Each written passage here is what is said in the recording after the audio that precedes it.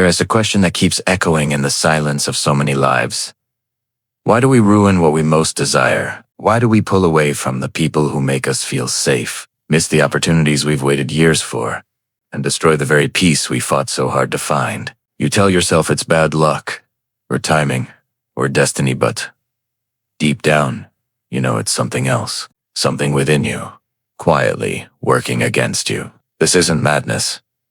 It's a pattern old, invisible, and deeply human. Today, we're stepping into the mind's hidden battlefield to uncover the truth behind self-sabotage, why we push away what could heal us, and how to finally stop being our own worst enemy. It always begins the same way.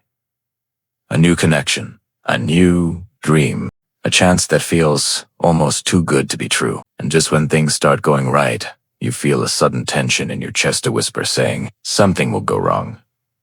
So you start pulling away, subtly. You delay replies, skip opportunities, pick small fights, procrastinate, you forget. You think you're being cautious, but what you're really doing is building the stage for your own collapse. Psychologists call this the fear of positive change.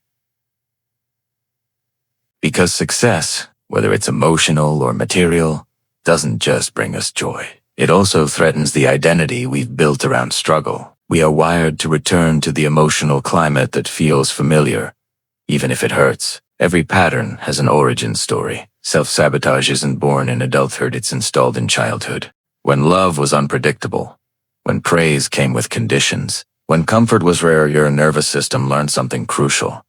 Safety is not in joy. Safety is in the anticipation of pain. So you grew up associating peace with danger. Happiness became suspicious. And whenever life felt too good, you unconsciously reached for the chaos that felt like home.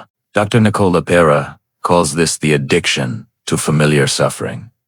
It's not that you enjoy pain, it's that your mind equates peace with vulnerability. And vulnerability, once upon a time, cost you your safety. Beneath every act of sabotage lies a single belief. I don't deserve this. It hides in subtle thoughts, like, I'm not ready, or they'll leave anyway, or I'll fail soon, so it's better to end it now than be hurt later. This is what psychoanalyst Carl Jung meant when he said, until you make the unconscious conscious, it will direct your life and you will call it fate. You're not cursed.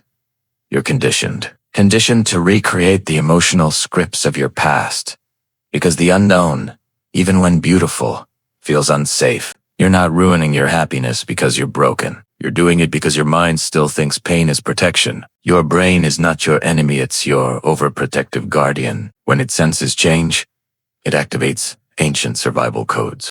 It whispers, stay small, stay predictable, stay unseen. To the primitive brain, familiarity equals safety. That's why you procrastinate right before success, why you doubt genuine love, why you suddenly feel restless when things are calm. This restlessness isn't laziness, it's withdrawal.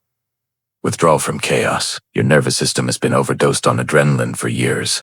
Peace feels like boredom because your body doesn't yet trust it. That's why healing is not a straight line. It's like teaching your mind that safety doesn't mean danger anymore. It takes repetition, slowness, and compassion. The cruel irony of self-sabotage is this. We attract exactly what we believe we deserve. If deep down you believe you're unworthy, you'll unconsciously choose partners who confirm that story. If you believe love must be earned through suffering, you'll fall for those who make you prove it. The cycle continues until one day, someone treats you with genuine kindness and you can't handle it. You pull Hawaii, doubt their motives, or create drama just to feel the chaos you're used to. But here lies the invitation. When you start to heal, healthy love will feel wrong at first. Don't run. Sit with the discomfort. That unease is not a red flag, it's your old self losing control. Breaking the cycle of self-sabotage isn't about trying harder. It's about retraining what feels safe. Each time you hold yourself back from ruining something good, you're rewiring your brain. Each time you receive love without deflecting, you're teaching your body that peace is not danger.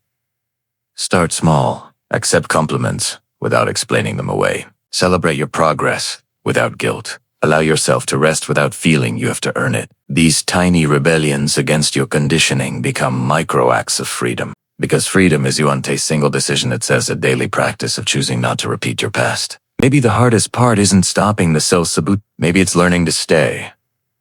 To stay when love feels too calm. To stay when success feels undeserved. To stay when your old self is begging for chaos. This is the silent revolution to remain present when everything inside you wants to run. Remember this. You are not fighting yourself. You're freeing yourself from the version of you that was only trying to survive. The next time you feel the urge to ruin something good, just pause, breathe, and tell yourself, this time, I choose safety and peace. Because peace isn't the absence of pain. It's the decision not to recreate it. So watch closely. Every too good to be true moment isn't a trap. It's a test, a chance to prove that the old story no longer rules you. If these words resonated with you, write in the comments, I choose to stop running. Because that simple sentence isn't just a caption, it's a declaration, a signal to your unconscious that the war is over. You are no longer the person who ruins what you love. You are the one who finally stayed. Thank you for watching. And if this helped, please consider subscribing for more content like this. Take care.